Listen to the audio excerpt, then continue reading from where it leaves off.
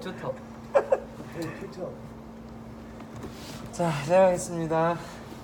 하나님 감사합니다. 귀한 시간 주셔서 감사합니다. 오늘 히브리서 말씀을 통해서 하나님을 더 밝게 할 수 있게 인도하여 주옵소서. 예수님 이름으로 기도합니다. 네. 자, 우리 히브리서를 시작하면서 이제 우리가 참고적으로 좀 알아야 될 게, 제가 이번에 이 설레임 진행하면서 느꼈던 게 뭐냐면, 성현이도 그렇고 이제 아무튼 성현이 제일 많이 그랬는데, 모르는 단어 있으면 너도 검색하잖아. 네. 그지? 근데 이게 되게 무섭더라고. 왜냐하면 네이버나 이런 데 너무 하나님의 그 신천 지식이 너무 많으니까, 특히 막 블로그에 올린 글들 중에 정말 너무너무 많더라고, 요즘에 이렇게 보면. 그래서 야, 이게 참 평신도들이 이런 정보를 아는 것 자체가 참 쉽지가 않겠구나라는 생각이 들더라고요. 그러니까 너무 이 신학교에서 배우는 내용들이 너무 그 학교 안에만 갇혀 있는 건 아닌가라는 생각도 들고. 왜 이 얘기를 해주냐면, 히브리서는 일단 이 책에서 써있지만 저자를 몰라요. 네, 정확한 건 없어요. 근데 문제는 뭐냐 면, 우리가 지금까지 했던 성경들 있잖아요, 그거 저자들이 다 정확한 게 아니에요. 다 우리 연구에 의한 추측이고 설인 것도 많아요. 예를 들어서 바울 서신이 지금 신약에서 13권이라고 하는데, 어떤 학자들은 13권 중에 바울이 쓴 게 6권도 안 된다는 사람들도 있어요. 그러니까 바울의 후손들이 뭐 적었다는 의견도 있고, 아니면은 예를 들어서 어떤 에베소는 지금 빌립보는 좀 헷갈리는데, 그 성경 같은 경우는 예를 들어서 빌립보서 4장이다 하면 이거는 바울이 쓴 게 아니라 여기는 추가한 거다, 제자들이. 뭐 이런 식으로 되는 장들도 있어요. 근데 이 책은 그런 것까지는 다루진 않더라고요. 그러니까 누가 그런 얘기를 한다고 해도 그게 이단이나 이상한 소리가 아니라 그런 설도 있고 그렇게 믿는 사람들도 있어요. 근데 사실상 그게 그렇게 중요한 문제는 아닌 거야. 그러니까 바울을 따랐던 제자들이 썼던 간에, 사실상 이제 이 성경에 다루고 있는 본질적인 내용 자체에 문제가 생기는 게 아니기 때문에, 그런 거에 대해서는 조금 이렇게 잘 생각해 주시기 바라고, 특별히 마태복음이나 이 복음서, 마가복음, 누가복음 이런 것도 그 마가 공동체, 마태 공동체가 썼다는 의견들이 대부분이에요.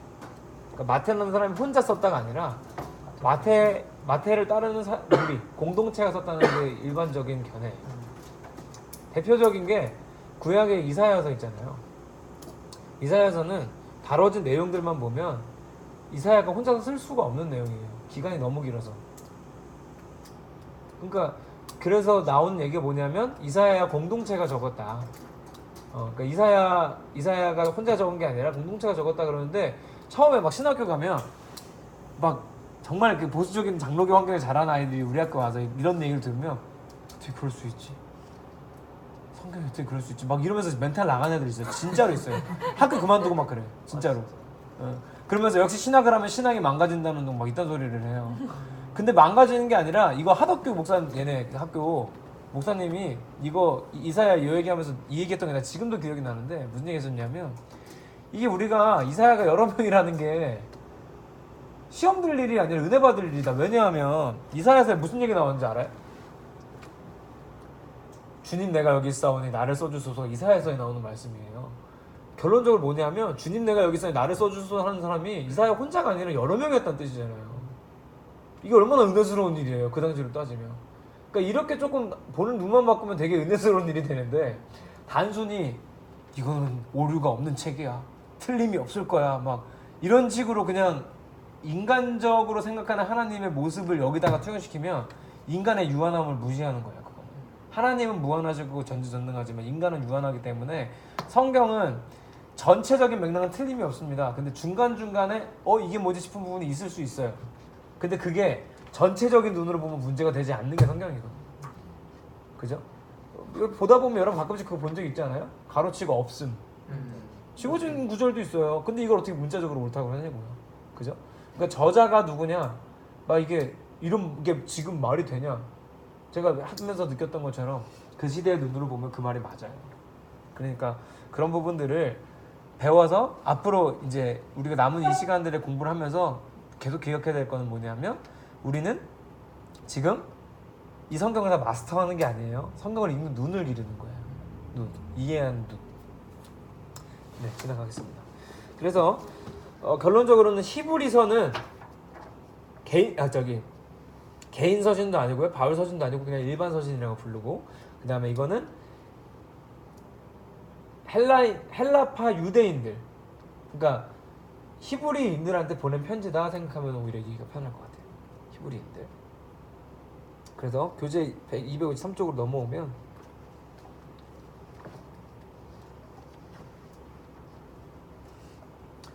네, 히브리서 앞에 내용은 그냥 한번 읽어보면 될 것 같고요. 구조랑 요점 한번 그냥 눈으로 한번 쭉 보십시오. 눈으로. 그래서 우리도 이거 보면 알겠지만 이제 언약이라는 말도 나오고 계시라는 말도 나오고 뭐 이렇게 되는데, 근데 이게 가장 긴 성경이라는 게 신약에서 편지 중에는 긴 편이지. 13장이니까.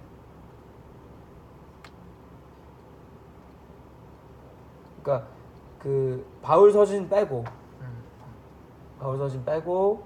뒤에 우리가 지금 일반 서신이라고 배운 것 중에는 요한계시록 다음으로 길다 하는 말. 그래서 여기 히브리서에서는 예수님을 어떻게 이해하면 좋은지에 대한 설명이 앞에 잘 나오고요. 그 다음에 뒤에 가서 우리가 그거 믿는 사람이 어떻게 살아야 되는지를 다루고 있습니다. 하늘에 또 교재 없네? 왜 안 가져왔어?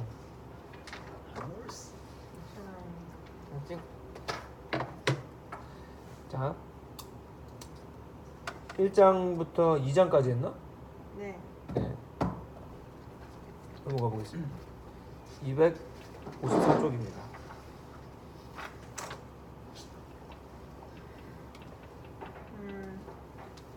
아, 1장은 뛰어난 하나님의 아들의 가서 말씀드려주죠. 영업하는 건 아니라고. 영업을 하는 거.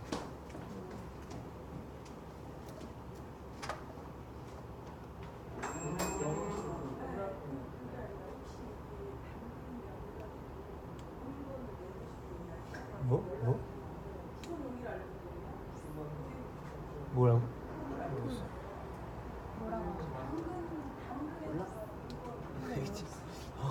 당근 마켓이요? 당근에 뭐 물건 내놓으신 분이라고 저희 교회에 알려주셨다고. 선글라스 내놓으신 분 있어요? 저희 중엔 없는 것 같아요. 여기 주택 뒤에 많아요. 아, 이 명성교회 주소를 알려줬는데요? 저희 명성교회가 세명성교회인데. 마켓에 당근마켓. 아니, 왜 그걸 우리 교회 주소를 알려주시는 거야? 고인분이요. 아, 그럴 수 있지. 자, 선월이. 1장은 뛰어난 하나님의 아들에 대해서 얘기하고 있고요. 예전엔 예언자를 통해서 여러 가지 방법을 통해 말씀을 하였으나 지금은 예수님을 통해서 우리에게 말씀을 하고 계시고, 그리고 예수님의 존재에 대해서 설명을 하고 있어요.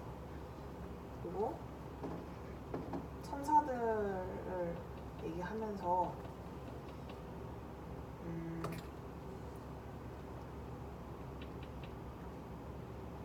천사들에게도 말이 안 나.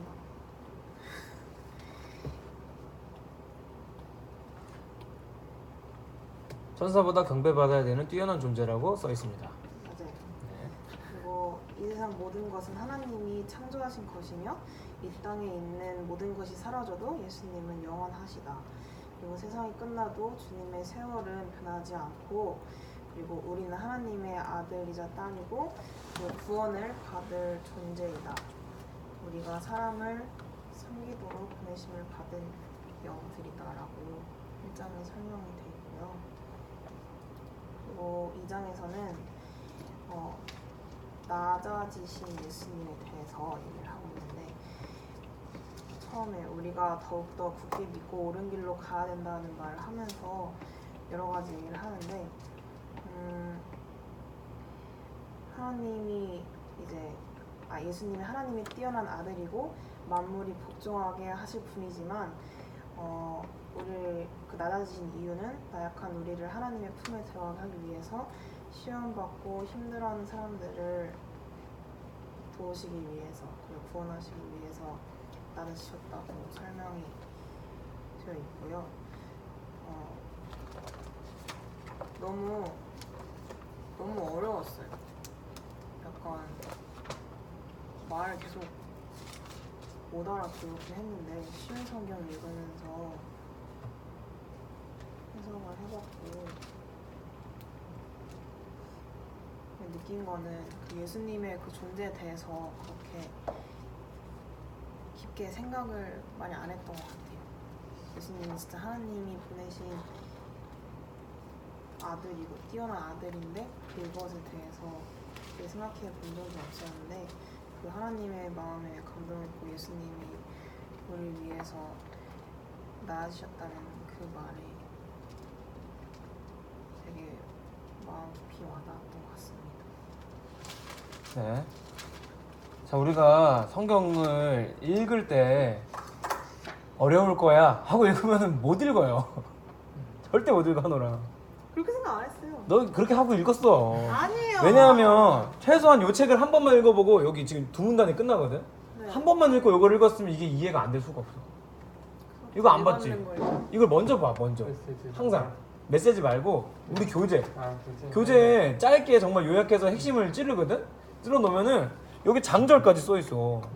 그러면 아, 이 내용이 그 내용이구나를 보고 그 다음에 한번 읽어봐봐. 그 다음에 여러분 절대 성경 읽을 때 이렇게 읽으면 바보예요.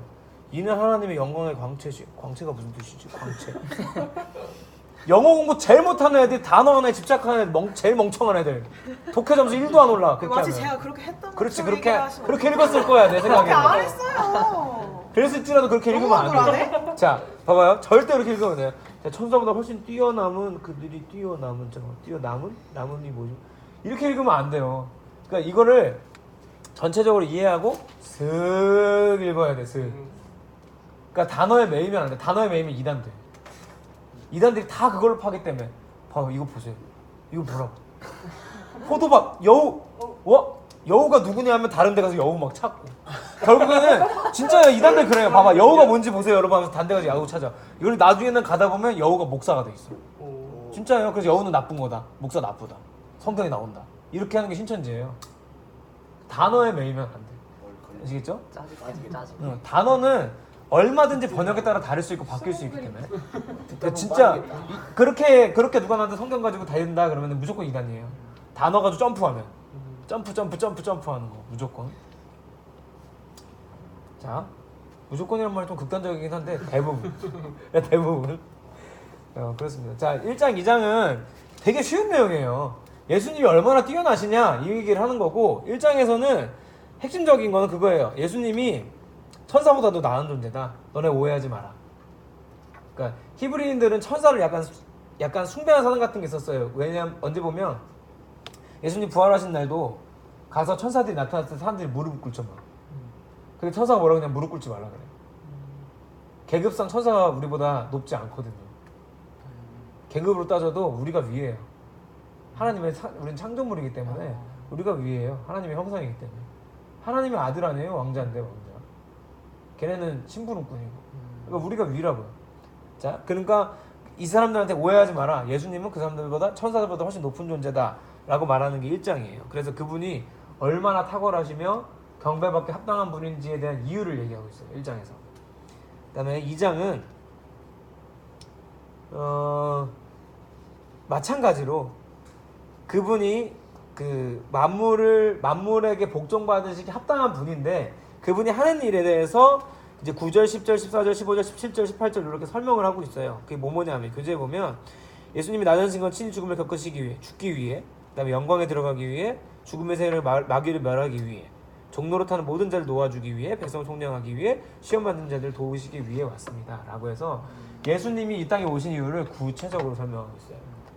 그러니까 우리는 맨날 그냥 어떻게 보면 그렇게만 배웠잖아요. 예수님이 우리 죄를 위해서 이 땅에 오셨습니다. 맞는 말인데 너무 포괄적이고 약간 좀 이렇게 뭐랄까 좀 이렇게 디테일한 맛이 없잖아요. 근데 이게 디테일한 거죠. 그래서 히브리서 2장에서는 그렇게 이 예수님의 이 땅에 오심을 또 설명을 하고 있습니다. 근데 1, 2장은 내용이 사실 뭐 이렇게 막 엄청 무겁지는 않아요. 잘했어. 근데 스스슥 읽어. 알지? 스스슥. 자, 3, 4장 가보겠습니다. 제가 3, 4장을 했고요. 네, 3, 4장에서는 이제 불순종한 그 이스라엘 백성들처럼 되지 말고 순종하고 하나님의 약속을 기억하면서 그런 거를 알려주는 내용이었고, 이제 3장에서는 이제 예수님을 깊이 생각하고 믿음의 중심이신 예수님을 깊게 생각하고 그 다음에 예수님을 굳게 잡으라고 이렇게 설명하고 있습니다.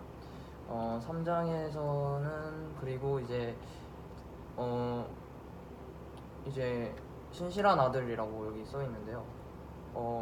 여기 첫 번째 단어 보시면 예수님이 하나님에게 신실한 아들이었음을 강조하고 있습니다라고 여기 써 있고, 그 다음에 여기서 이제 모세랑 예수님을 이렇게 말하면서 모세 역시 신실했으나 그는 하나님 집의 종으로 신실한 것이고 예수님은 하나님 집을 맡은 자로서 신실한 것이기 때문에 그는 모세보다 더욱 영광을 받아야 됩니다라고 여기 써 있어요. 쉬운 말로 모세보다 높다는 거예요.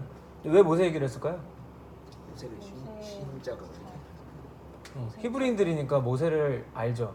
자기들 조상이라고 생각하니까. 그래서 모세랑 비교를 한 게 더 의미가 있는 거죠. 그래서 여기 이제 마지막에 이제 그 메시지 성경 보시면요.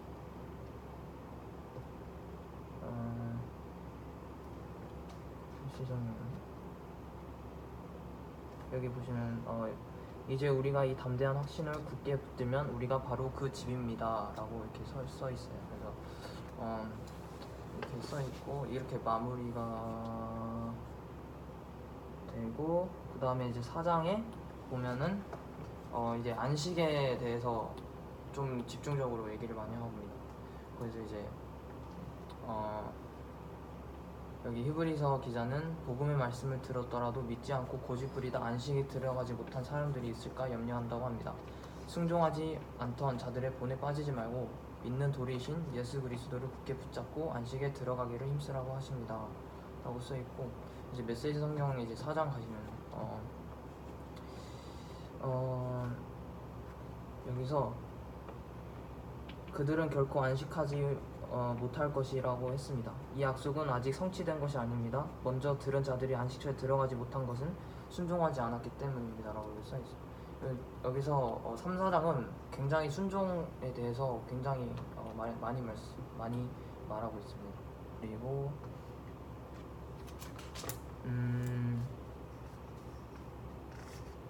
그리고 여기 보시면 하나님께서는 말씀하신 것을 반드시 지키시는 분입니다. 그분의 말씀은 이루어집니다. 그분의 능력 있는 말씀은 수술용 메스처럼 날카로워서 의심이든 변명이든 무엇이나 갈라내고 우리 마음을 열어서 귀 기울여 듣고 순종하게 합니다. 하나님의 말씀이 꿰뚫지 못할 것을 아무것도 없습니다. 아무리 발버둥 쳐도 우리는 하나님 말씀에서 달아날 수 없습니다. 라고 이렇게 되어 있고요. 그리고 이제 맨 마지막에 14절 16절을 메신저에서 이렇게 표현했는데, 이제 우리에게는 하나님께 자유롭게 나아갈 수 있는 위대한 대제사장 예수가 계십니다. 그러니 그분을 놓치는 일이 없어야 합니다. 그분은 우리의 현실에 무관심한 제사장이 아닙니다. 그분은 연약함과 시험, 온갖 고난을 다 겪으셨지만 죄는 짓지 않으셨습니다. 그러니 곧장 그분께로 나아가 그분이 기꺼이 주시려는 것을 받으십시오. 자비를 입고 도움을 받으십시오라고 되어 있는데, 제가 이렇게 느꼈던 거는 정말 하나님은 끝까지 우리를 포기하지 않으시고 항상 하나님 곁으로 항상 불러주시려고 하시는 것 같아요. 제가 캐나다에서 그렇게 좀 약간 좀 믿음을 좀 약간 신앙적으로도 좀 낮춰져 있었고, 뭔가 제 자신이 아주 자존감이 엄청 낮춰져 있었는데, 뭔가 이렇게 성경을 더 알아가고 또 여기 한국에 오면서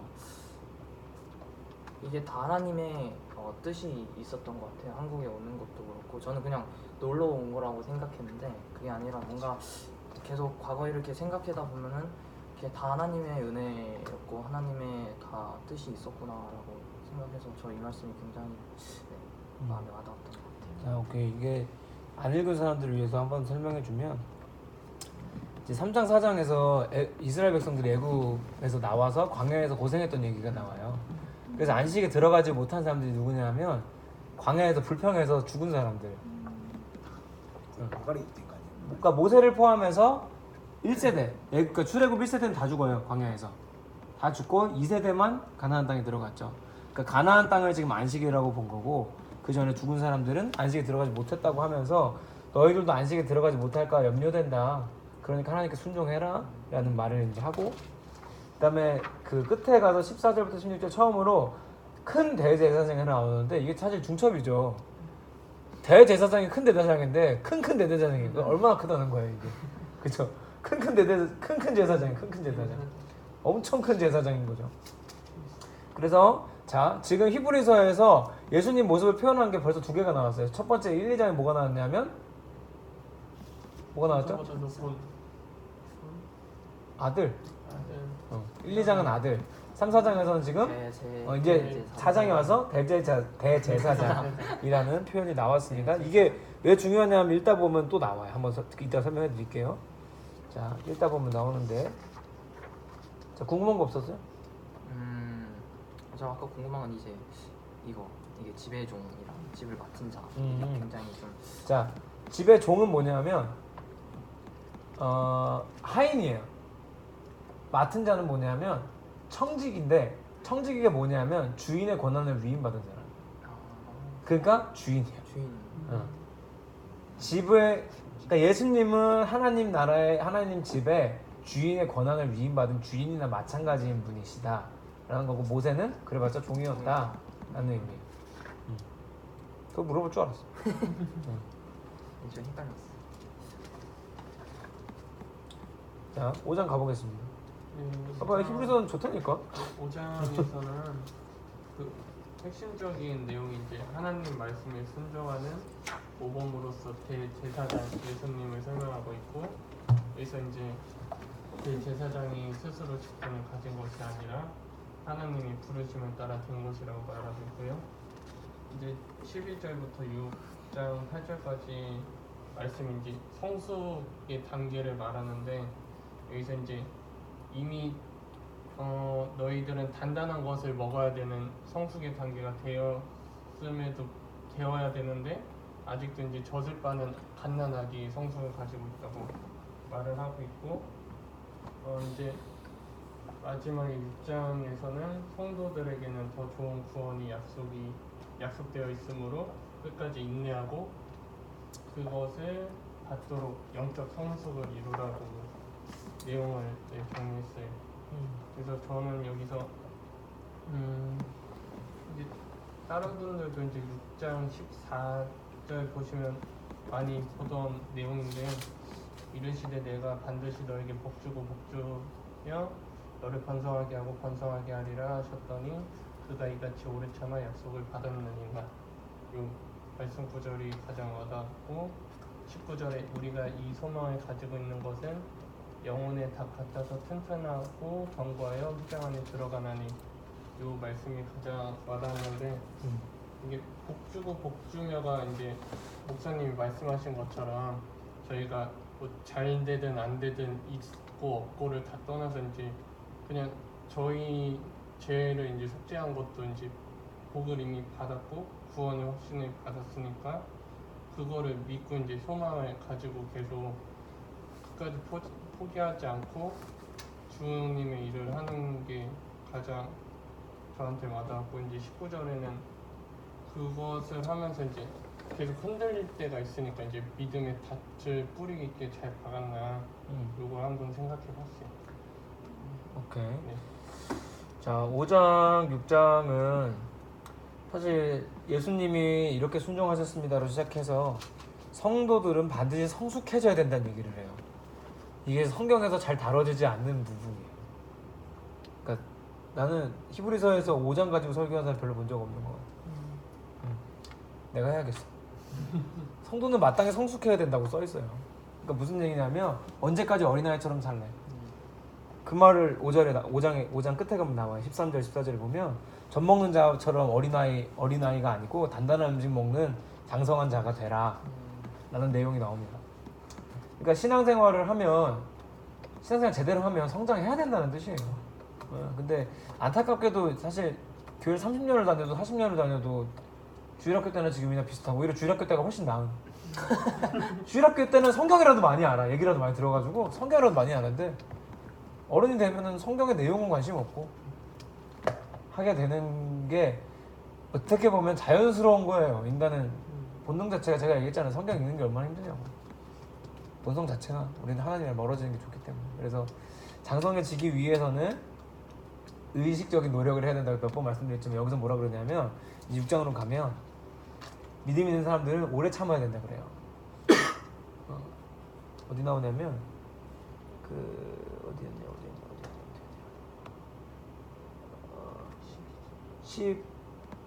12절 믿음 게으르지 아니하고 믿음과 오래 참음으로 말미암아 약속들을 기업으로 받는 자는 본받는 자에게 하려는 것이라.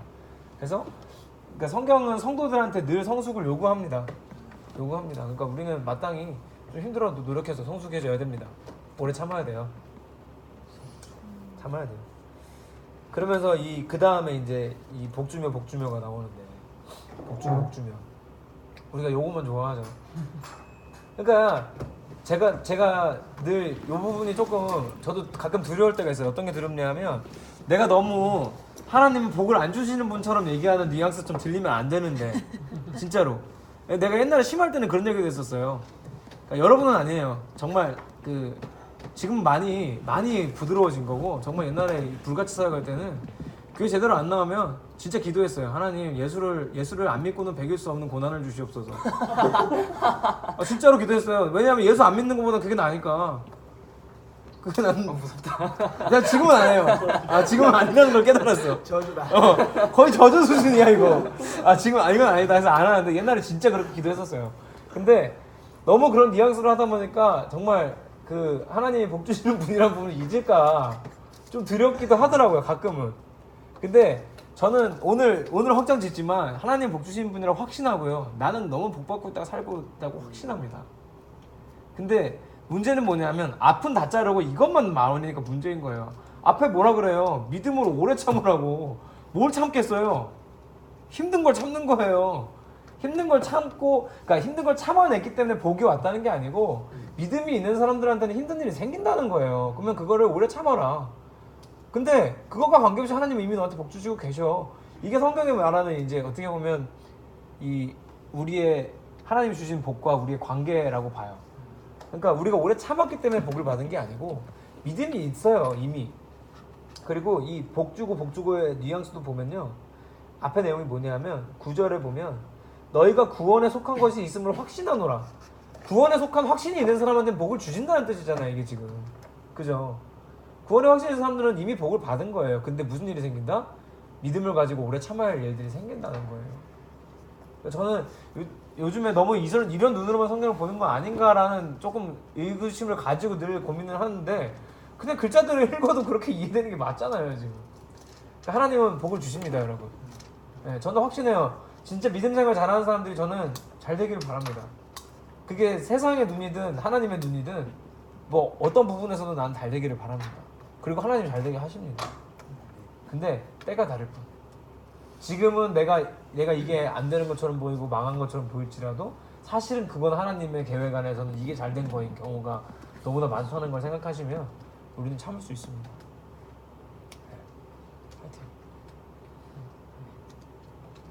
파이팅. 제 내년에는 청년들을 꼭 내가 결혼시키겠습니다. 내가 올해 너무 힘을 쓰지 않았다라는 생각이 들어서 하나님이 어떤 복을 주시는지 내가 기도하고 진짜 이 사람들 내가 몇 명은 보내야겠다. 두 분이 그러다 진짜 문화님 믿고 아무것도 안 하면 어떡해요? 아니 하겠지. 근데 자 뭐라 그러라고요? 믿음으로 오래 참으라고. 있네. 그러니까 하나님 주긴 줘. 복을 주긴 주는데 오래 참으래잖아요. 죽어 계시는데. 죽어 계시는데 오래 참으래요. 자, 오래 참으세요. 언제가 될지 몰라요. 자, 아무것도 안 하면 안 돼요. 그러니까 예를 들어서 내가 결혼을 하길 원해. 그럼 복을 받길 원해. 그러면 노력하는 게 맞아요. 뭐 어플을 하든 뭐를 하든 노력을 하고 자 카카오톡을 잘하기 위해 노력을 또 해야 된다는 거예요. 연구를 하고 왜 이 사람은 이런 얘기를 했을까 고민을 하고 답장 하나하나에 신중을 기하고 이런 노력은 해야 된다고요. 오래 참고. 요즘은 100세시다. 그럼 자 야 너무하잖아. 야 100살은 너무하잖아. 어? 아무튼 예, 그렇습니다. 그래서 뭐 이 얘기를 하고 있지? 열심히 해야지. 네, 그래서 하나님은 분명히 복을 주십니다. 근데 우리한테는 오래 참을 일도 생기고 믿음을 요하는 일들이 분명히 생기니까 여러분 믿음을 저는 여러분이 부러워요. 20, 30대에 이렇게 믿음을 튼튼히 할 수 있는 기회가 있다면 앞으로는 어떻게 되겠습니까? 저한테 사실 20대 중후반은 너무 힘들었던 것 같아요. 되게 진짜 내 인생에서 이래도 되나 싶을 정도로 너무 힘든 일들을 많이 겪었어. 이 교회를 개척하는 과정에서 교회를 개척하는 과정도 그랬고 뭐 그때 군대에 있기도 했고 여러 가지로 뭐 되게 그랬는데 그 시간들을 오래 참은 건 아닌 것 같고요. 아무튼 오래 견뎠다 이런 표현 좀 맞는 것 같은데 견뎌내고 나니까 확실히 하나님이 이때를 위해서 이렇게 하셨구나라는 생각이 많이 듭니다. 네, 그렇습니다. 자, 방금 누가 했지? 다음 지연 누나 7, 8. 아하, 네. 영성의 아하. 자, 우리가 그리고 지금 7장, 8장 하면서 설명을 하겠습니다. 내가 제일 좋아하는 사람 중에 한 명이 나옵니다. 7장에 멜기세덱. 자, 왜 좋아하냐면 이 사람이 어디 나오냐면 제가 맨날 11조 설명할 때 등장하는 사람이에요. 야, 이걸 아직도 안 본 사람들이 있어요. 이거? 아이 참. 자, 이거 여기서도 나와요. 그래서 자, 7장에 멜기세덱에 대한 사람 나오는데 먼저 멜기세덱을 설명을 해요. 이 사람이 누구냐면 제가 그냥 설명해 드릴게요. 누구냐면 살렘이란 나라의 왕이었어요. 그리고 하나님의 제사장이었어요. 자, 그러니까 제사장 겸 왕이었어요. 살렘이라는 곳에. 근데 이 사람이 어디 나오냐면 창세기 14장에 나오는데 누구랑 나오냐면 아브라함이랑 나와요. 아브라함의 조카 롯이랑 같이 나와요. 왜 나오냐면 아브라함이랑 조카 롯이랑 갈라지잖아요. 네. 그래서 넌 절로 가, 나 일로 갈게 해가지고 갈라졌죠. 갈라져서 조카가 갔던 곳은 피부가 좋은 땅. 거기가 이제 적과 꿀이 흐르는 가나안 땅. 그 중에서도 소돔과 고모라라고 들어는 봤죠. 네. 근데 소돔 땅에 살았어요. 소돔 땅에 살았는데 거기 살다가 납치가 돼요. 다른 나라에서 연합해서 쳐들어와요. 쳐들어와서 얘가 납치가 돼요. 롯이 납치됐는데 납치되는 와중에 그 중에 종 하나가 도망을 쳤어요. 그래서 종이 도망을 와서 아브라함한테 얘기한 거예요. 당신의 조카가 잡혀갔습니다. 싸운 지 얼마 안 됐어요. 사실 이렇게 갈라진 지. 싸웠는지 안 싸웠는지 모르겠지. 갈라진 지 얼마 안 됐는데 아브라함이 고민도 하지 않고 군인들 끌고 가서 싸웁니다. 그리고 전쟁에서 이겨요. 성경에 나온 첫 번째 전쟁. 이겼어요. 전리품을 챙겼어요. 돈 많이 벌었어요. 돌아오는 길에 소돔 땅 왕이 얼마나 고맙겠어요. 지네 나라가 털렸는데 관계없는 사람이 가서 구해다 준 거니까. 소돔 왕이랑 살렘 왕 멜기세덱 둘이 같이 나와 있어요. 근데 멜기세덱이 축복을 합니다. 아브라함을. 내가 축복합니다. 했더니 아브라함이 그 자리에서 11조를 드립니다. 여기서 중요한 게 있죠. 순서가 뭐예요 지금? 축복하고 축복이 먼저고 11조가 그 다음이에요. 우리는 11조를 내서 복 받는다 생각하잖아요. 반대예요. 먼저 축복하고 11조가 들어와요. 그러니까 복 받았기 때문에 11조 하는 거예요. 성경의 원리는 그렇잖아요. 근데 이제 이 살렘 왕 멜기세덱한테 했던 게 살렘 왕이면서 제사장이었던 멜기세덱한테 아브라함이 11조를 한 게 하나님한테 한 것이다 하면서 제가 설명을 많이 했던 사람이에요. 네. 근데 이 사람은 뭐였다고요? 왕이 자체. 살렘 왕이면서 제사장. 그 당시 제사장은 하나님의 대리인이에요. 하나님한테 드린 거랑 마찬가지였다고. 그래서 여기도 그 2절에 보면 아브라함이 그 모든 것의 10분의 1을 그에게 나누어 주니라면서 11조 얘기가 나옵니다. 근데 이제 이 7장의 핵심은 뭐냐 하면 막 이 멜기세덱이라는 사람이 얼마나 높은 사람인지 설명을 해요. 야, 멜기세덱 장난 아니야. 레위 계통에서 여기서 한번 요 얘기는 하고 갑시다. 제사장들은 전부 다 하나님의 대리. 레위인이에요. 알아두세요. 레위 지파가 제사장 지파예요. 자, 레위 지파가 제사장 지파다. 그래서 찬양팀 이름 중에 스카프레너 목사님 했던 팀이 레위 지파라는 팀이 있죠. 예외팀이라는 뜻이에요. 그래서 그 레위인들이 이제 제사장이었는데 이 7장의 내용은 뭐냐면 그 멜기세덱이 얼마나 높으냐. 아브라함이 11절 할 정도로 높은 사람이다 라는 설명을 해요. 근데 이 얘기를 왜 하냐면 8장에 가면 새 언약의 대제사장이라고 해가지고 근데 예수님이 멜기세덱보다 높아 라고 얘기하고 있어요. 그러니까 예수님을 굉장히 쉽게 설명한 거죠. 자, 멜기세덱도 이렇게 높지 근데 예수님은 그 위야. 끝났지? 막 약간 이런 뉘앙스로 7장 8장은 진행이 됩니다. 자, 그러면서 8장에 가면 무슨 내용이 나오냐면 앞에 1절에서 6절 교재에 나오는데요. 예수님은 이 땅에 보이는 장막, 성경에 나온 장막이 뭐냐면 성소랑 지성소가 있는 왜 우리 그거 들어보셨죠? 다윗의 장막이라고. 다윗이 예배했던 곳이 다윗의 장막이잖아요. 제사 드렸던 거. 그래서 장막이라는 것이 눈에 보이는 게 있는데 예수님은 있잖아 하늘에 있는 장막을 섬기는 분이야. 그러니까 멜기세덱이랑 비교가 안 되지 하고 설명을 하고 뒤에 가면 이제 7절부터 13절에 예수님을 통해서 영원한 새 언약이 생겼다는 얘기를 해줘요. 자, 이게 무슨 뜻이냐면 새로운 언약이 필요하다는 건 무슨 뜻일까요? 교재로는 259쪽이에요. 자, 교재도 나오는데 첫 언약이 흠이 있기 때문에 하나님이 새 언약을 세우신 것이라고 해요. 여기서 첫 언약은 뭘까요? 십계명? 우리 다 맞아. 십계명 율법. 그래서 이 언약 자체가 문제는 없는데 인간들이 지킬 수가 없어서 파기가 됐다. 그래서 그 흠 있는 첫 번째 언약이 아니라 예수님이 새로운 언약을 주셨다는 내용이 이제 8장 뒤의 내용입니다. 그러니까 장절이 짧아서 설명이 굉장히 짧아요. 히브리서는. 그러면서 예수님이 새 언약을 세우셨는데 그것이 영원하다. 이런 내용이 나옵니다. 되게 우리가 알고 있는 교리를 잘 정리하고 있지 않아요? 히브리서는 약간 그런 느낌이에요. 교리를 정말 잘 정리하고 있습니다. 자, 그래서 7장 8장에서는 예수님의 모습이 또 다르게 나와요. 자, 앞에 뭐 나왔었냐면 지금 아들 나왔고요. 그 다음에 뭐였었죠? 대제사장. 여기서도 여전히 제사장. 근데 여기서는 하늘에 있는 장막을 섬기는 제사장이라고 설명이 옮겨왔죠. 계속 이제 발전되고 있어요. 설명이. 자, 9장은 누구죠? 저요. 오케이. 자, 그러면서 이제 9장에서 어떻게 나오나 봅시다.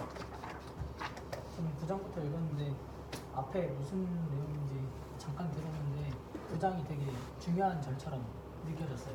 저게요. 근데 이렇게 한 번 쭉 읽었는데 한 번에 이해되지가 않더라고요. 네. 그래서 설명을 하자면은 9장이 옛날에 드렸던 예배에 대해 설명을 해요. 정확히는 제사. 맞아. 제사에 대해서 설명하는데 첫 번째 장막이 있고 두 번째 그 장막 안에 들어가면 지성소라고 있는데 우리 잠깐만 성막 갔다 온 사람. 저요. 또 갔었지? 네. 기억은 안 나시죠? 기억나요. 오케이. 해봅시다. 막 목사님들이 문 열어야 된다고 목사님들이 한 번에 문 열고 또 거기 안에 또 지성소가 있어요. 그렇지. 네. 별로 중요한 건 기억이 잘 안 나. 애기들 부르나 뭐. 오케이. 네. 어쨌든 그렇게 돼 있었는데 그 성막이라는 데가 그래서 근데 그 성막에는 제사장들이 매일 하루에 한 번. 네, 첫 장막에는 제사장들이 날마다 들어가서 섬기는 예식을 하지만 지성소 안에는 이제 오직 제사장만 들어가서 1년에 한 번 이렇게 대속제일에 들어가서 제사를 드린다 해요. 근데 이렇게 들어갈 때는 짐승의 피를 가지고 들어가서 짐승의 피를 가지고 들어가는데 이 첫 언약에 대한 아까 말했던 그 10계명에 대한 한계가 있다고 이렇게 설명을 하면서 이제는 그럴 필요가 없다. 예수 그리스도께서 십자가에 달려 죽으심으로 한 번의 죄를 속죄하셨다. 이렇게 짐승의 피 그리고 예수 그리스도의 피 이전의 언약 그리고 그리스도가 십자가에 못 박혀 죽으심 이런 거를 비교하면서 대조적으로 이렇게 설명을 해줘요. 9장에서는. 네, 그래서 되게 아주 예수님이 십자가에 달려서 죽으심으로 우리의 죄를 사하셨다. 한 번에. 그래서 더 이상 옛날의 제사와 그런 것들을 드리지 않아도 된다. 아주 중요한 내용처럼 되게 중요한 내용이에요. 네, 여겨졌는데 죄송해요. 제가 그냥 읽기만 했어요. 네, 그리고 10장에는 이제 그러면서 그런 사람들이 이 예수 그리스도의 피로서 한 번의 제사함 받은 사람들이 살아야 할 생활에 대해서 권고하고 있어요. 네, 믿음, 소망, 사랑 다 이후에 나오는 장들에 있는데 이제 10장 후반부 19절 이후에는 소망에 대해서 좀 얘기가 나와요. 네, 소망에 대해서 나오고 그러므로 형제들아 우리가 예수의 피를 힘입어 성소에 들어갈 담력을 얻었나니 그 길은 우리를 위하여 휘장 가운데로 열어놓으신 새로운 살 길이요 휘장은 곧 그의 육체니라. 네, 그리고 소망에 대해서 잠깐 나오고 그 소망을 굳게 잡고 너희가 환난 중에도 담대하게 믿었던 것을 잃어버리지 마라. 큰 상이 있을지어다 하면서 10장이 이제 마무리가 되는데 뒤에는 더 내용이 이해가 잘 안 됐어요. 오케이. 자, 여기 왜 중요하냐면 이게 무슨 근거가 되냐면 우리가 율법이 아니라 예수님을 믿으면 구원을 받는다는 중요한 그 지침이 되는 내용 중에 하나예요. 왜냐하면 자, 예수님이 돌아가신 사건이 마지막 제사라고 생각하면 돼요. 예수님 이후로는 제사는 필요가 없어요. 제사, 희생제사. 자, 뭐냐하면 원래는 동물이 죽어야 돼. 동물이 죽어서 그 피를 가지고 우리 왜 성막 갔다 온 사람들 기억나죠? 소를 어떻게 찌르고 양을 어떻게 찌르고 막 그가 피가 쩔쩔쩔 나고 막 그런 얘기 했었잖아요. 그 사실은 우리가 지금도 만약 예수님이 안 돌아가셨다면 여전히 이스라엘 가서 예루살렘 성전에 가서 동물 데리고 가서 동물 죽이고 제사해야 된다고. 근데 그렇게 제사하지 않는 이유는 예수님이 우리의 죄를 위해 돌아가셨고 단번에 속죄라고 표현됐는데 한 방에 모든 죄를 속죄하셨다. 과거의 죄와 현재의 죄와 미래의 죄까지 속죄하셨다. 그래서 이 히브리서에는 더 좋은 제물이라고 표현이 돼요. 그래서 다른 제물은 필요가 없어요. 이 근거가 지금 될 만한 게 뭐가 있냐면 마태복음에 가보면 다 들으세요. 예수께서 27장 50절에 예수께서 다시 크게 소리 지르시고 영원히 떠나가시니라 하고 돌아가셨어요. 그 다음에 어떻게 되냐면 성소 휘장이 위로부터 아래까지 찢어져 둘이 되고 땅이 진동하면 바위가 터지고. 그래서 아까 얘기했던 첫 번째 장막이랑 둘째 장막이 있어요. 자, 아주 쉽게 설명해 줄게. 잘 들어가. 제사를 드리러 가면 성소가 있고 지성소가 있어요. 첫 번째 장막은 성소, 그 안에 있는 건 지성소. 봤던 사람들은 좀 나을 거야. 안에 또 좁은 공간이 있었잖아요. 근데 바깥의 공간은 매일 제사 드리는 공간이에요. 아무 제사장이나 제사 드리러 오면 동물 잡아서 죽이고 불태우고 했던 장소가 앞에 있어요. 근데 그 안에 지성소가 있는데 거기는 대속죄일에 대제사장만 들어갈 수 있어요. 근데 이게 여기 재밌는 건 이거 알아두면 좋아요. 줄 달고 방울 달고 들어갔어요. 왜냐하면 대제사장도 죄가 있으면 안에서 죽었어. 거기는 하나님을 대면하는 곳이라 해서. 그래서 거기 가면 죽었어요. 진짜 죽어요? 죽어서 방울 소리가 안 나면 사람들이 줄 땡겨서 시체를 끌어냈어. 그게 대속죄일에 대제사장이 하는 일이었어요. 자, 근데 이게 왜 중요하냐면 예수님이 누구라 그랬어요 앞에? 대제사장이라고 그랬잖아요. 그래서 돌아가신 거예요. 근데 원래 제사장들은 자기 죄 때문에 죽었어요. 근데 예수님은 우리 죄 때문에 돌아가신 거예요. 그리고 그 이후로 성소와 지성소의 구분이 없어져요. 뭐라고 했냐면 휘장이 잘라졌다고요. 그러니까 첫 번째 장막, 두 번째 장막, 성소와 지성소를 구분하던 휘장이 찢어져 버렸어요. 예수님 죽은 다음에. 무슨 얘기냐면 구분이 없어져요. 구분이 없어졌어요. 그래서 이제는 우리는 희생제사, 동물 잡는 제사는 더 이상 필요 없다는 거예요. 그러니까 누가 와서 율법이 이렇게 나오는데 왜 이렇게 안 하냐면 너는 율법에 나오는데 왜 동물 안 잡냐? 또 예배 드리는데 왜 돼지를 돼지는 안 잡지? 소를 안 죽이냐? 소 한 마리에 500만 원이에요, 여러분. 한우는 500만 원입니다. 호주 가서 데려와야 돼요. 안 잡냐? 할 수 있는 거예요. 율법대로 하자고 하면 동물부터 죽여야 되는 거예요. 레이기 제사대로 각을 뜨고 막 쌀만 먹고. 좋긴 하겠네. 고기도 많이 먹겠다. 근데 그렇지 않아도 되는 이유는 예수님이 한 방에 속죄하셨고 예수님이 더 나은 제물로서 성소와 지성소의 구분을 없애버리시고 이제는 우리가 더 이상 제사가 아니라 그 예수님의 돌아가시고 부활하시고 기뻐하는 예배로 충분하다는 내용까지 이어질 수 있어요. 성경에 나오진 않지만 그 내용에 근거가 되는 부분이 이제 9장에 나오는 거고요. 그래서 짐승의 피는 한계가 있었지만 그리스도의 보혈은 한계가 없다는 내용도 나오고 있습니다. 자, 그러면서 이제 그 예수님의 완전하신 속죄로 죄를 용서받은 우리들은 어떻게 해야 됩니까? 라고 했을 때 여기서 이제 뭐가 나오냐면 믿음, 소망, 사랑이 또 나와요. 믿음, 소망, 사랑이 나오는데 믿음은 쉽게 생각하면 여기서 말 설명한 걸 조금 쉽게 풀면 우리가 가져야 될 것이고 소망은 우리가 견뎌야 되는 이유가 되는 거고요. 그 다음에 사랑은 우리가 실천할 것이 되는 거예요.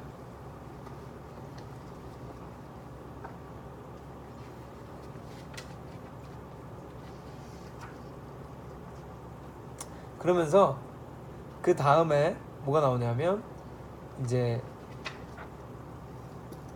예수님을 거부하면 자 이에 마지막 제사였기 때문에 더 이상 다른 방법은 있다 없다? 없다는 내용이 나와요. 그래서 예수님을 믿지 않으면 심판의 대상이다 라는 말이 나옵니다. 그렇게 정리가 되고요. 9장 10장이었죠? 네. 그래서 자 이거 알아두시면 좋아요. 아무튼 성소 지성소 뭐 이렇게 어려운 내용 같아도 생각보다 어려운 거 아니에요. 제사를 자주 드렸던 곳은 성소, 1년에 한 번 들어갔던 건 지성소. 근데 그 구분을 예수님이 찢어버리고 없애버리셨다. 그러니까 결론적으로는 막 그런 거 있죠. 막 여러 번 다녔던 게 어떤지 몰라요. 근데 강대상 강대상 있는 이 무대 청소할 때 막 거기 신문지 깔고 막 무릎 꿇고 기도 30분 하고 청소하고 막 이래야 되는 교회들이 있어요. 근데 아무나 못 올라가는데. 아무나 못 올라가고 저는 신발 신고 올라가는데 거기는 성소도 아니고 지성소도 아니에요. 그게 없다고요. 그 구분이. 그래서 초등부에서 우리가 원으로 예배드리는 거예요. 내가 그거 싫어요.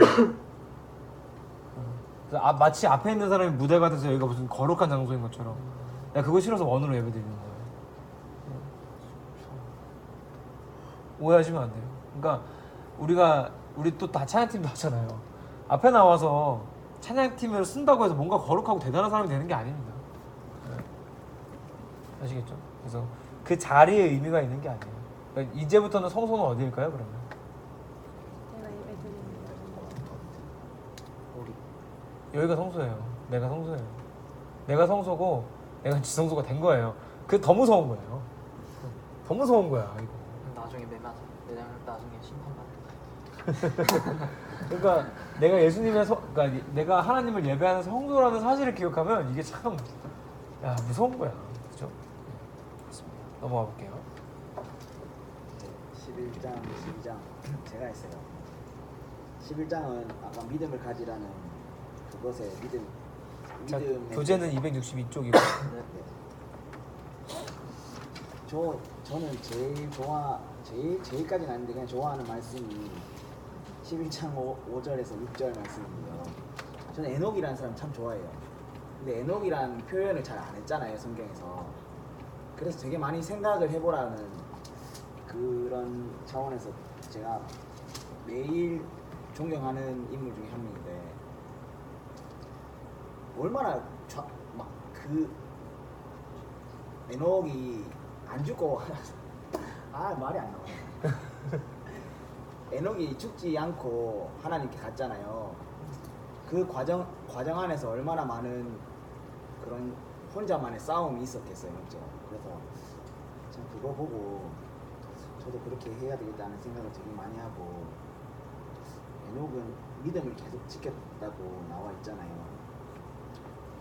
저도 그 한마디가 저를 참 마음을 움직이게 해요. 되게 막 옳지 않은 상황을 할 때면 이러면 안 되는데 이런 생각도 되게 많이 하고 하나님이 보시고 있다는 거 항상 그러니까 예전에는 그렇게 생각 안 하고 그냥 쓰레기를 막 팍 버리고 이렇게 했는데 제가 쓰레기 막 하나님 보신다 이거 주머니에 넣었다가 쓰레기 좀 버리고 옛날에 되게 많이 그렇게 나쁘게 살았는데 참 이게 믿음을 가지고 성숙을 했다는 게 참 이게 보면서 이게 이 말씀을 읽으면서 이제 많이 달라졌구나라는 걸 되게 많이 느꼈고요. 또 보면은 이게 믿음이라는 뭐 아브라함도 나오고 뭐 아벨도 나오고 이렇게 쭉쭉 나오잖아요. 저도 나중에 이렇게 뭐 하나 새겨졌으면 좋겠어요. 믿음 정의원 이런 게. 아무튼 어디다 적어놔요. 네, 그런 사람들이 쭉쭉 나오고요. 그래서 막 설교 말씀을 이 장으로 많이 하잖아요. 되게. 저번에도 그 스카이캐슬 그 설교도 이 장에서 나와요. 여기 하늘의 성 나와요. 하늘의 성. 그 또 이해가 잘 안 가는 게 그 1절인가? 네. 그거 있잖아요. 보지 않는 것들의 증거니. 설명해 드릴게요. 네, 이거 설명 한 번만 더 해주시고요. 그다음 12장으로 넘어갈게요.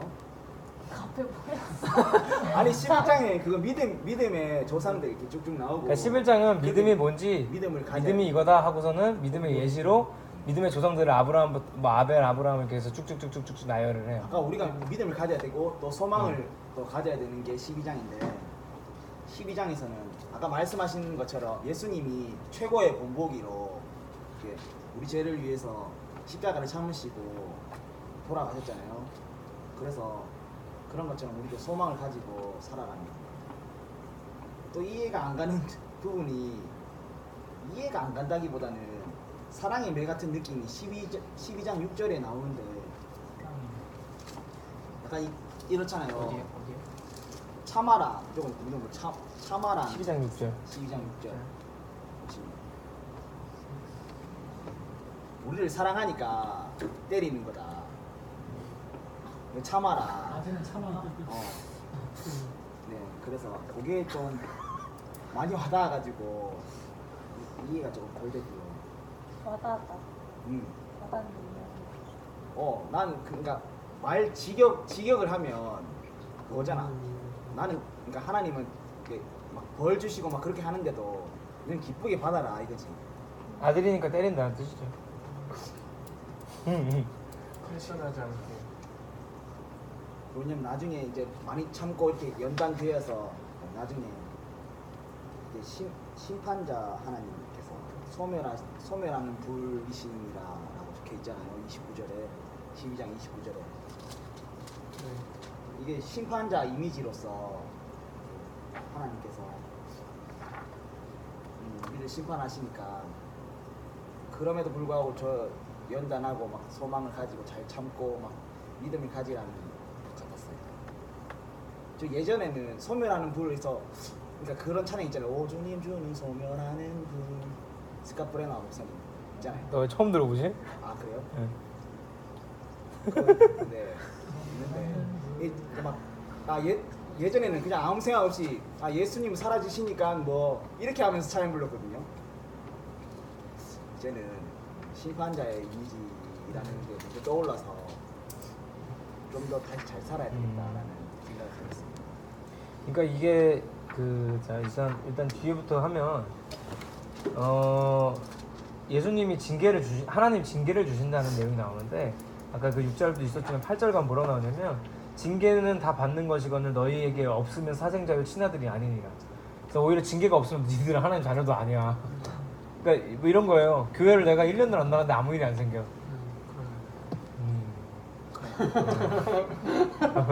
그 진짜 뭐지? 아무 일이 안 생기는 거는 생기는 것보다 더 무서운 거예요. 그죠? 네. 그 얘기입니다. 그러면서 하나님이 심판자이신 걸 잊지 말아라 라는 얘기를 뒤에서 하는 건데 여기서 말하는 심판이라는 게 뭐냐 하면 우리 지금 현재 삶에서의 심판이 말하는 건 아니에요. 그러니까 현재 우리에게 주시는 징계라고 표현된 우리에게 주시는 그 징계, 그러니까 고난이나 같은 거는 우리가 하나님의 자녀임을 기억하기 위한 도구이지 심판의 방법이 아니에요. 하나님은 심판 그렇게 시시하게 안 해요. 노아의 홍수 정도는 해야 심판인 거예요. 사람 다 죽여버리잖아요. 그걸 심판이라고 해요, 성경은. 물로 심판한다고. 그래서 여기서 나오는 심판의 이미지를 가지고 내가 현재 삶에 두려움을 갖는 거는 좋은 건 아니에요.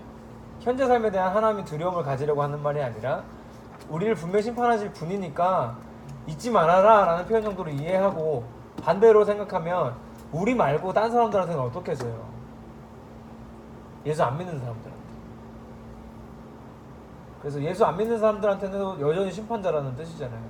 그러니까 그 사람들한테도 복음이 필요한 이유가 또 되는 거죠. 지금 심판자라는 게. 자, 그러면서 11장 1절 한번 가보면 이게 중요해요. 중요합니다. 믿음은 한번 읽어볼까요? 11장 1절은? 시작. 믿음은 말하는 것들의 일상이요 보이지 않는 것들의 증거니. 이거 BY 랩에 나오는 가사 중에 하나죠. 이게 무슨 말인지 저도 진짜 이해 못했거든요. 근데 나 설명 되게 많이 했던 것 같은데. 봐봐, 야, 얘는 100번 들었을걸요? 여기서 안 했구나. 자, 바라는 것들의 실상이요 보이지 않는 것들의 증거가, 이게 100번 말한 것 같아서 무슨 뜻이냐면, 그리고 뒤에 나오는 설명들을 보면 알아요. 자, 쉽게 예를부터 먼저 들어봅시다. 우리가 제일 잘 아는 아브라함 얘기를 해보면, 자, 봐봐요. 하나님이 아브라함한테 뭐라고 그러냐면 너 집 나가 그래요. 고향을 떠나. 그러는데 하나님이 웃긴 게 뭐냐면 집 떠나. 어디로 가? 라고 안 알려줘요. 그냥 집 떠나. 그러면 내가 너한테 이렇게 복 줄게. 네가 복이 되게 해줄게. 라고 말해요. 근데 어디로 가는지 몰라요. 이걸 성경은 믿음이라 그러는 거예요. 이게 보이지 않는 것. 안 보이죠. 아브라함이 가는데 안 보이죠. 어디로 갈지 몰라요. 근데 보이지 않는 것들의 실상이 되는 게 믿음이라는 거예요. 뭐냐면 보이지 않았는데 가보면 거기 있어요. 이게 믿음이라는 거예요. 보이지 않는 것들의 실상이에요. 그 다음에 바라는 것들의 실상. 우리가 몰랐지만 하나님 뜻대로 그곳에 바라고 가면 거기에서 실상으로 드러난다는 뜻이고요. 그 다음에 보이지 않는 것들의 증거가 뭐냐 하면 안 보고 갔는데 거기에 증거로 나타난다는 거예요. 그래서 아브라함이 결국에는 가나안 땅에 도착을 하잖아요. 쉽게 생각하면 그거예요. 그러니까 하나님은 우리한테 요하시는 믿음이 뭐냐면 다 보여주고 선택해라가 아니에요. 안 보여줘요. 안 보여줘요. 그래서 믿음은 보이지 않는 것들의 증거가 되는 거. 안 보여요. 그래서 성경에도 시편에 가보면 주의 말씀은 내 발의 등이요 내 길의 빛이라고 나와요. 그러니까 뭐냐 하면 내 발의 등 키면 밝아요? 내 발 앞에만 보여요. 그죠? 발을 비춘다 생각해봐요. 안 보이죠? 내 길의 빛이다. 내 앞에만 비추는 거예요. 내 앞을 다 비치는 스포트라이트가 아니에요. 다 비춰주는 게 아니에요. 그래서 이 중에 선택해서 가는 게 아니에요. 내 앞에 요만큼밖에 안 보인다는 뜻이에요. 보이지 않아요. 믿음은. 근데 보이지 않는데 하는 걸 믿음이라고 하는 거예요. 지금 보이지 않는데 하는 거. 그러면 하면 그것이 증거와 실상으로 드러난다는 뜻이에요. 보이지 않는데 해라. 보이지 않는데 해라 뜻이에요. 내가 박숙현 자매한테 이 얘기 해준 다음에 박숙현 자매 등록한 거예요. 나한테 뭐라 그랬냐면 취직 준비도 해야 되고 뭐하고 해야 되는데 제가 신앙생활 잘할 수 있을지 모르겠어요. 그래서 이 얘기 해줬어요. 안 보고 선택하는 게 믿음이다. 우리가 교회를 다닌 다음에 취직이 될지 안 될지는 아무도 모르는데, 그건 아무도 모르는데 확실한 건 믿음은 안 보고 시작해야 되는 거다라고 얘기해 준 다음에 등록한 거예요. 시작해라. 그 교회 안 나갈 거 아니냐. 솔직히 여기 있으면서. 그렇대. 등록해라. 그래가지고 등록은 한 거예요. 어쨌든. 그래서 우리가 이 아브라함 얘기만 했지만 뒤에 또 나오는 사람 중에 이삭 드린 얘기도 나와요. 아브라함이. 자, 봐봐요. 우리는 아브라함이 칼로 찌를 때 이삭이 안 죽을 걸 스토리상 알아요. 그죠? 근데 아브라함이 알았어요? 몰랐어요. 얘 죽는 건 줄 알고 찌른 거예요. 보이지 않잖아요. 근데 이삭이 살죠. 증거로 드러나는 거죠. 그리고 이삭을 통해서 하나님 복을 주시잖아요. 그게 믿음이라고 설명하고 있는 거예요. 근데 성경에 나오는 이것은 전부 다 너무 명확해요. 언제나 믿음이라는 건 먼저예요. 안 보이는데 먼저 하는 거. 6월절에 야, 애굽의 첫째 아들 다 죽는다. 문에다가 피 발라라. 죽는 걸 보고 피를 바른 게 아니잖아요. 피를 발라놔야 안 죽잖아요. 이게 먼저예요. 야, 봤지? 이제 발라. 예수님은 다 죽여버린 다음에, 하나님이 한두 명 죽인 다음에, 봐봐, 진짜 죽지, 빨리 발라. 이게 아니라 하나도 안 보여주고 바르라 그래요. 근데 얼마나 미친 짓 같아요. 노아 봐봐요. 산꼭대기에다가 배를 만들려고 그런다고요. 비도 안 오는데. 이게 믿음이에요. 저기 태풍 왔다. 태풍이 저쯤 왔는데 야 빨리 만들어 하면 좀 근거가 되지. 근데 아무 근거가 없다고요. 안 보인다고. 이게 믿음이에요. 그러니까 언제나 믿음은 먼저예요. 먼저 하면 그 다음에 실상과 증거로 드러나는 거예요. 아주 우리한테 가까운 얘기를 하면 이런 거예요. 예를 들어서 우리가 다 겪어봤던 중고등부 수련회라고 해봅시다. 중고등부 수련회 가자고 하면 반응은 세 가지예요. 뭐냐면 지도 가겠다고 하고 부모님도 가라는 애. 두 번째는 지는 안 간다고 하고 부모님이 보내는 애. 세 번째는 부모님은 지는 가겠다는데 부모님 안 보내는 애. 요즘엔 3번이 제일 많아요. 놀랍죠? 네, 슬픕니다. 근데 웃긴 건 뭐냐면 본인이 가겠다고 하는 애들이 있죠. 본인이 가겠다고 하면 갈 환경이 만들어져요. 근데 우리가 여러분이 한번 10월 9일에 하잖아요. 질문해봐요. 할 수 있을지 안 갈지 모르겠어요. 절대 못 갑니다. 절대 못 가요. 그건 믿음이 없는 거니까. 안 돼요. 진 거예요 이미. 갈지 못 갈지 모르겠어요 해서 진 거예요. 이거죠. 갈 수 있을지 모르겠는데 가볼게요 라고 하는 게 차라리 믿음인 거예요. 더 큰 믿음은 뭐예요? 무조건 갑니다. 제가 그 성경학교 얘기하지 않았었어요? 성경학교 때 마지막 날 우리 태풍 분다고 이거 물놀이 할 수 있냐고 나한테 100만 명이 와서 물어봤다니까. 진짜 100만 명 왔다 갔어. 진짜로 문자 오고 막 찾아오고 막 하냐고. 네, 비 안 옵니다.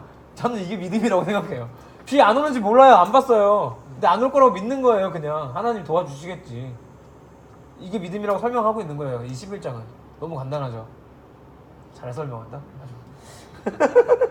그래서 그러니까 저는 이 11장이 진짜 중요하다 생각해요. 우리가 목사고시나 성경 시험에 단골로 등장하는 성경에 나오는 믿음의 장은 어디입니까? 라는 것 중 하나인데 히브리서 11장입니다. 네, 정답은.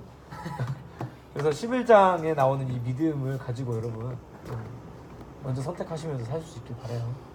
네. 네, 쓰라까지 하고 나는 조금 하고 마무리하겠습니다. 저는 13장인데요. 앞에서 믿음, 소망 했고 마지막 사랑인데 사랑은 앞에서 얘기했던 것처럼 실천하는 거잖아요. 그래서 우리 생활에서 어떻게 실천해야 하고 어떤 관계 속에서 사랑을 해야 하는지 그런 것들을 고민하는 장인데요.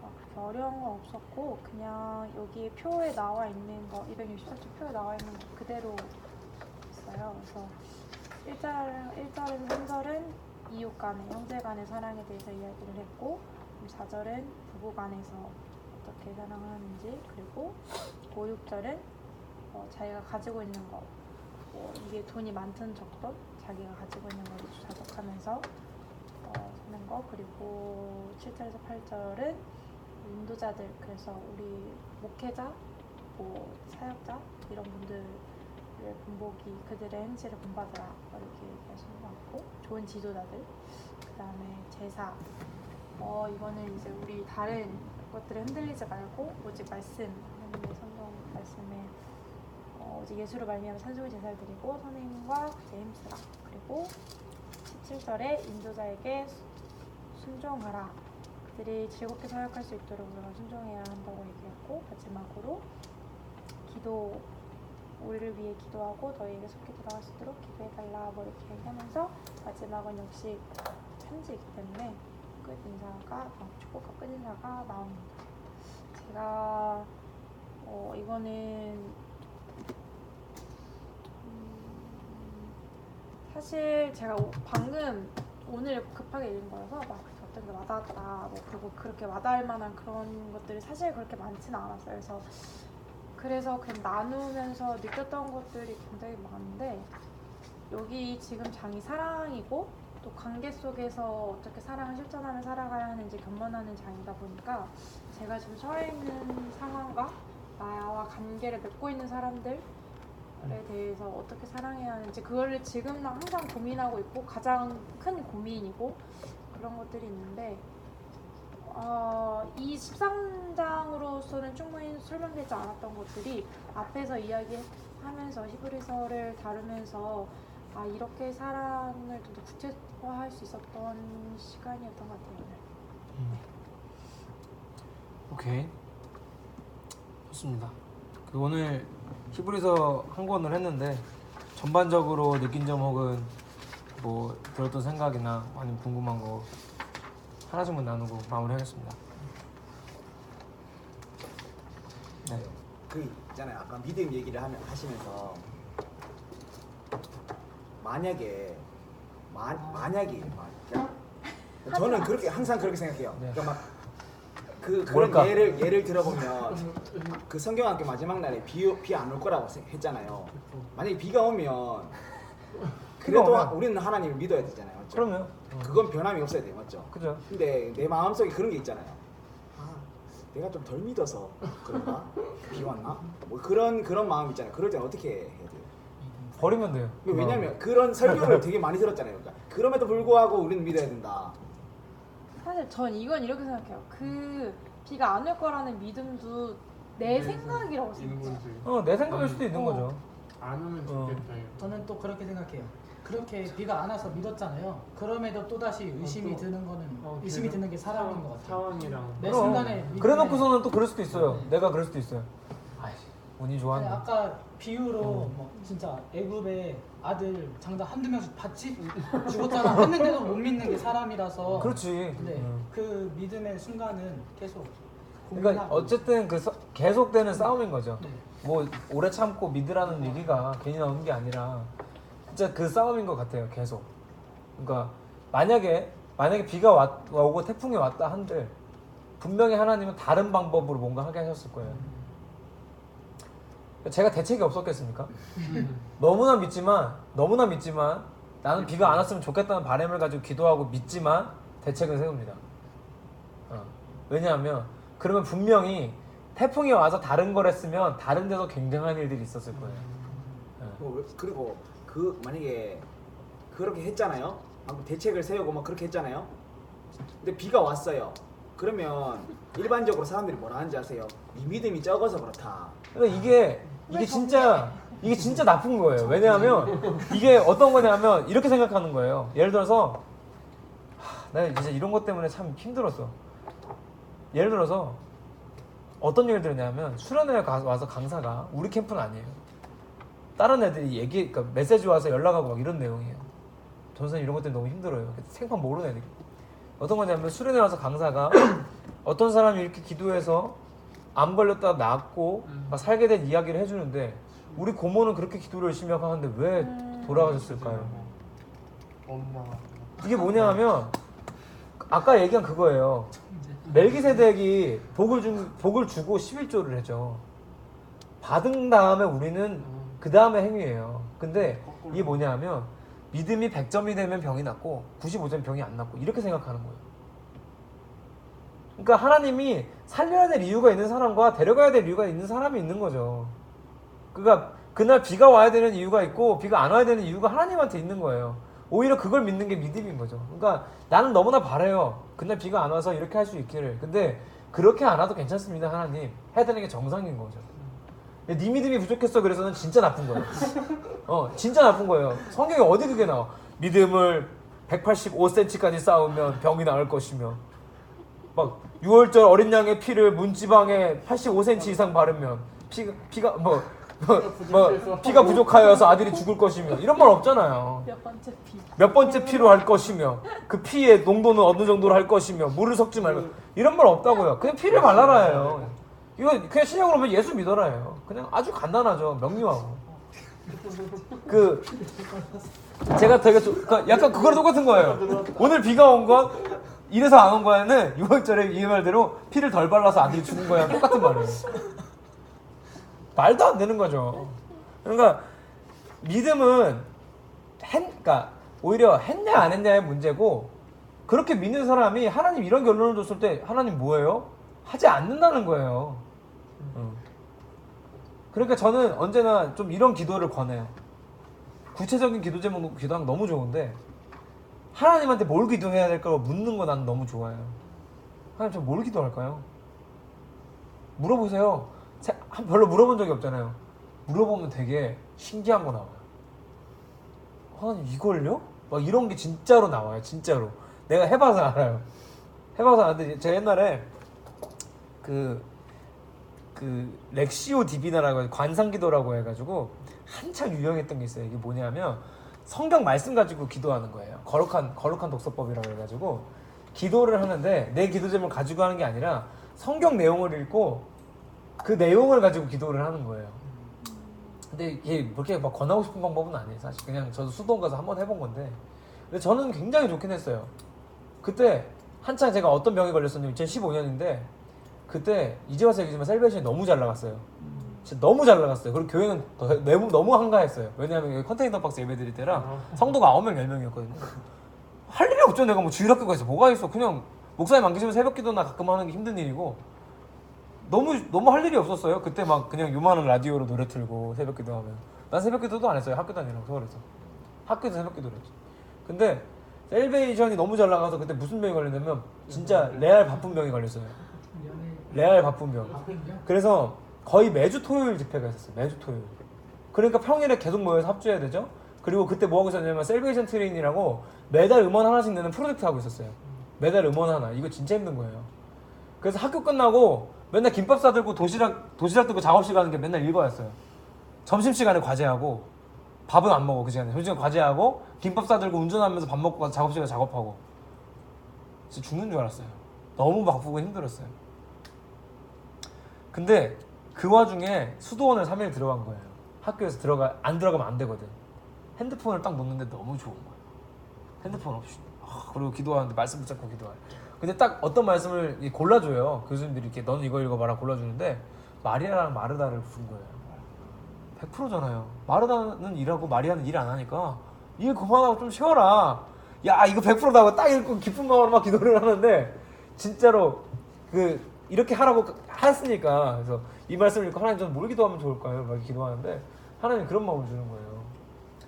마리아랑 마르다 그 상황에 진짜 되게 몰입하게 하시면서 그림을 앞에 막 잘 그려봤어요. 이렇게 마리아랑 마르다 어떤 상황일까 막 기도를 했는데 결론적으로 어떤 그림이 나왔냐면 마르다가 일을 하고 있는 것 자체가 아주 큰 문제인 게 아니에요. 나한테는 그때는 그런 마음을 주셨어요. 뭐가 문제인지 봐라. 근데 보니까 마르다가 일하면서 일 안 하고 있는 마리아를 부러워하고 있는 거예요. 질투하고. 그러면서 쟤는 왜 일 안 시켜요? 막 이 마음인 거야. 그래서 나는 야 마리아처럼 쉬어 그런 줄 알았더니 그게 아니고 너는 왜 걔네를 부러워하니? 라고 거꾸로 마음을 주시는 거예요. 이게 되게 무서운 거예요. 나는 이런 생각으로 기도를 했고 이런 생각으로 말씀을 읽을 수도 있었는데 반대로 보이는 거예요.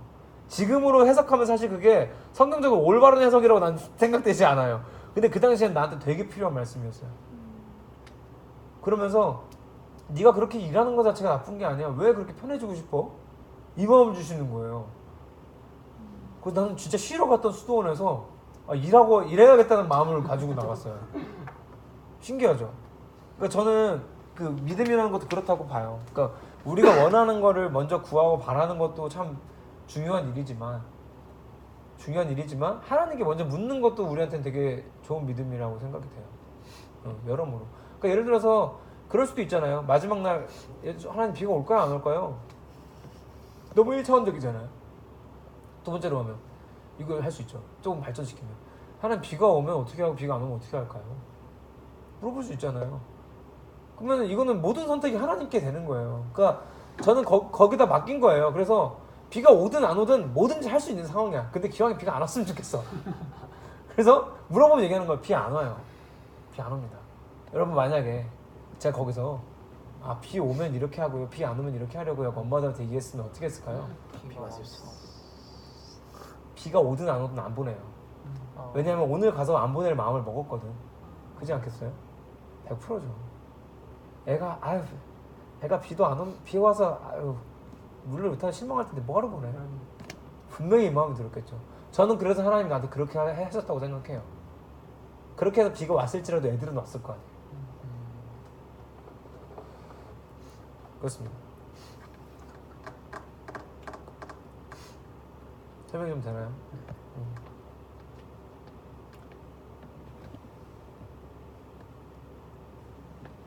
막 제사 얘기 잘 이해됐어요, 여러분? 히브리서는 그것만 알면 다 한 거예요. 그래서 아주 되게 아주 쉽게 생각하면, 아주 비약적으로 설명하면 그거죠. 예수님 짱이야. 예수님 한 방에 다 끝냈어. 예수님만 잘 믿었으면 소망을 가지고, 그랬으면 사랑으로 살아. 이거 끝이에요, 히브리서. 좋네요. 좋은 성경입니다.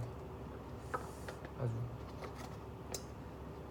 그래서 우리 진짜 그 오래 참음과 믿음으로 끝까지 이겨내시기를 바라고. 한 3과 남았나 그래요. 다 왔어요, 여러분. 힘내세요.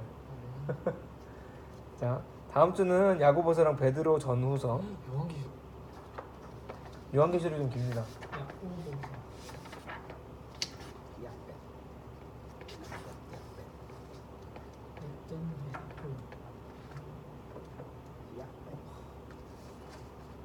요한계시록에 그 괴물 나온다고. 짐승 엄청 많이 나와. 맞아. 쫄았어, 하늘아?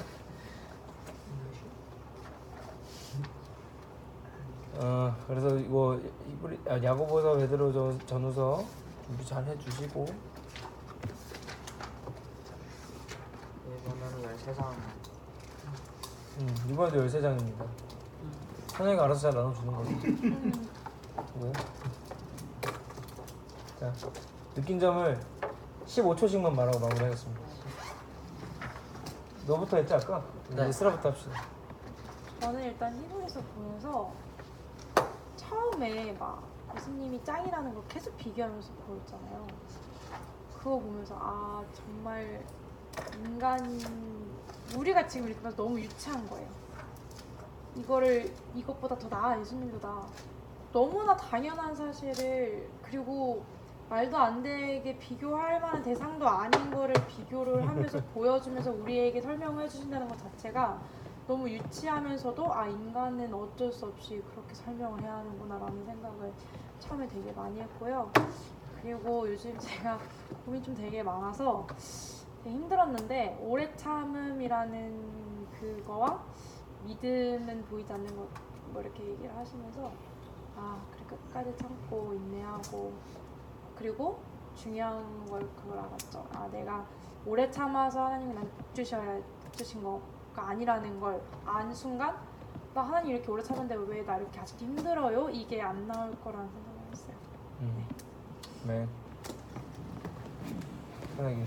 또 그 믿음의 본보기를 보여주면서 11절 이제 희연이 형 같은 구절이 이제 많이 와닿는데 진짜 그 전도사가 약간 말한 것처럼 우리가 이제 먼저 믿고 이제 안 보여도 그 상황이 이제 닥쳤을 때도 잘 되든 안 되든 이게 하나님이 다 나중 가면은 아 그때 하나님의 은혜다 맞아. 이거 하려고 하는 것 때문에 지금 뭐 잘 되든 안 된다고 해서도 뭐 실망할 것도 아니고 이제 나중에 돼서 뭐 잘 된다고 해서 더 자만해질 수도 있고 뭐 이제 그걸로 인해서 한순간 나락으로 떨어질 수도 있으니까 항상 겸손하면서 하나님 계획 성령 인도하심 그게 제일 와닿았던 것 같아요. 히브리서가 율법에 대한 걸 폐하고 이제 예수님이 오시면서 그 다음에 우리가 이제 제사함을 받고 어떻게 살아가야 되는지에 대한 권고 이 정도인 건가요? 자, 패했다는 표현은 상당히 안 좋은 표현이에요. 아 그래요? 율법을 완성했다. 완성했다. 완성했다. 네. 저는 사실 제가 읽었던 부분이 너무 좋았어요. 제가 10장 19절 말씀을 되게 좋아해가지고 이거를 간직하고 있는데 말씀을 한번 경험하셨던 게 그런 적이 있었어요. 되게 이제 하나님 뜻대로 살겠다고 다짐하면서도 그러지 못할 때가 많고 또 다시 교회에 나와서 회개하고 이렇게 반복하면은 가끔씩 제가 되게 염치 없는 것처럼 느껴질 때가 있어요. 와, 진짜 염치가 없다. 이럴 때가 있어요.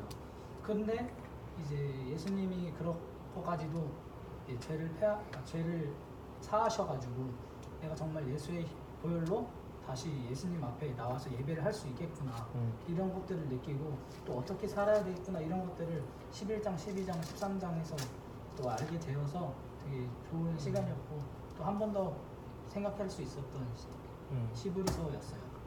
그러니까 사실 말 뭐냐면 이 말씀이 성소에 들어갈 담력을 예수님의 피를 힘입어 얻었다. 주의 보좌로 나아갈 때에 그거예요.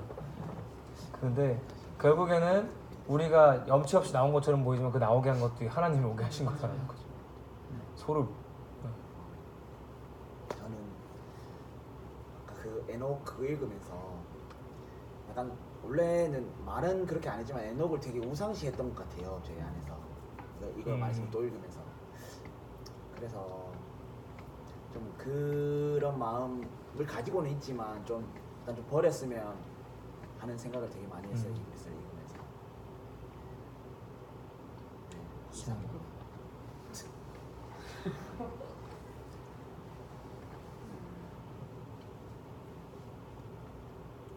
예수님을 되게 닮고 싶었고요.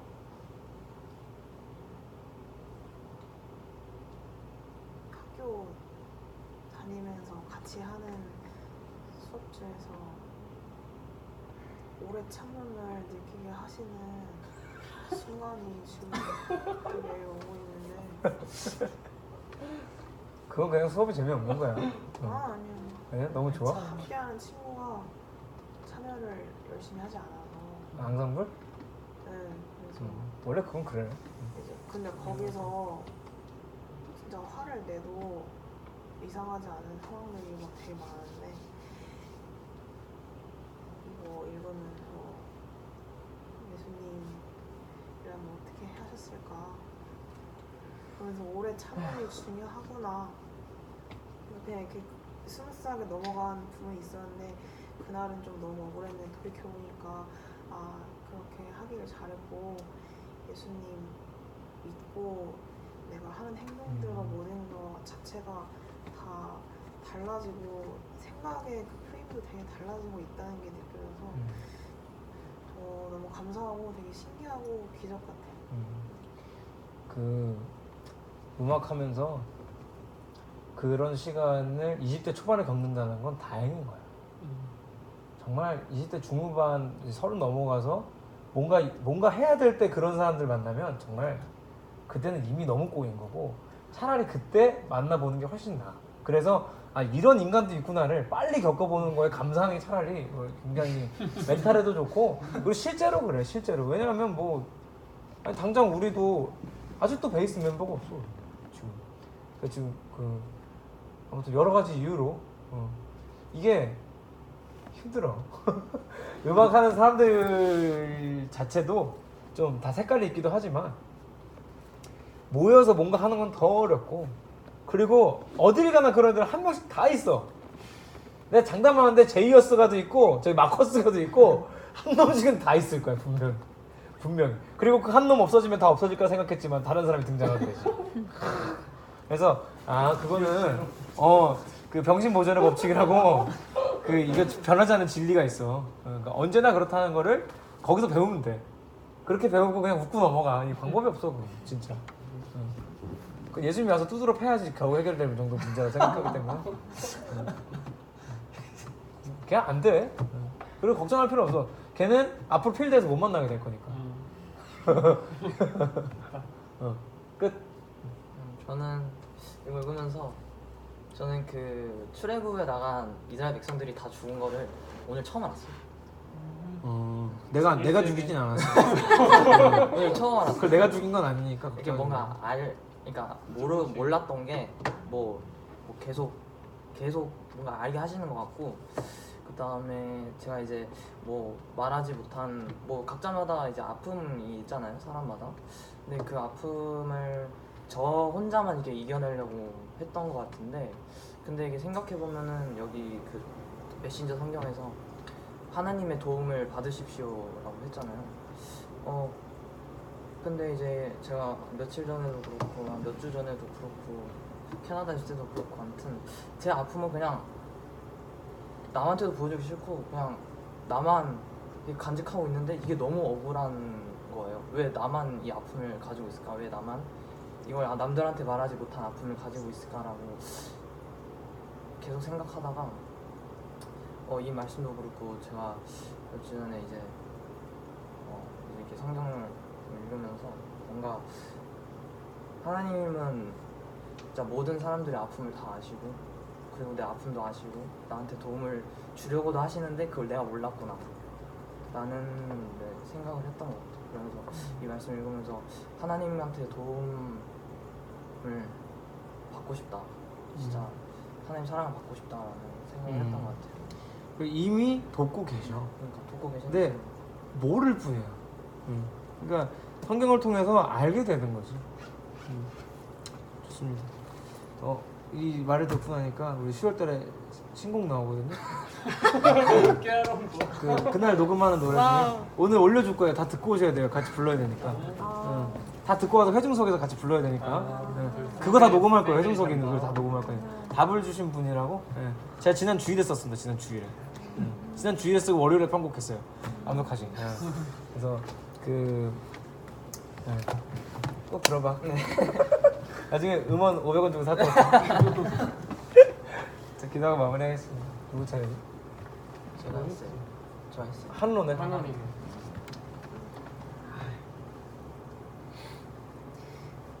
하나님 감사합니다. 귀한 시간에 함께 모여서 하나님의 말씀을 나누고 또 배우게 해주심에 감사드립니다. 주님이 주어주신 저희 삶에 있어서 그냥 살아가는 것이 아니라 하나님이 주신 진리와 또 하나님께 영광 돌리며 살아가는 모든 순간순간들마다 그 과정들이 주님 안에서 이루어질 수 있도록 도와주시고 설교 공부 한 명 한 명 끝까지 잘할 수 있도록 함께 해주시고 항상 인도해 주시는 전도사님 축복 도와주시고 하나님 사랑 듬뿍 받으면서 살아가는 그리고 우리도 하나님 더욱더 사랑할 수 있는 마음 함께하여 주시옵소서. 예수님의 이름으로 기도드립니다. 아멘. 네, 수고하셨습니다.